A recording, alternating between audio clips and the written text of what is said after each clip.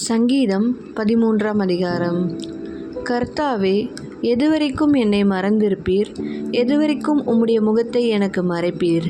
என் இருதயத்திலே சஞ்சலத்தை நித்தம் நித்தம் வைத்து எதுவரைக்கும் என் ஆத்துமாவிலே ஆலோசனை பண்ணி கொண்டிருப்பேன்?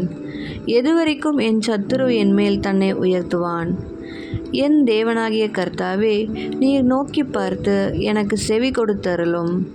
நான் மரண நித்திரை அடையாதபடிக்கு என் கண்களை தெளிவாக்கும். அவனை மேற்கொண்டேன் என்று என் பகைஞன் சொல்லாதபடிக்கும், நான் தள்ளாடுகிறதினால் என் சத்துருக்கள் களி கூறாதபடிக்கும் இப்படி செய்தருளும். நான் உம்முடைய கிருபையின் மேல் நம்பிக்கையாய் இருக்கிறேன்.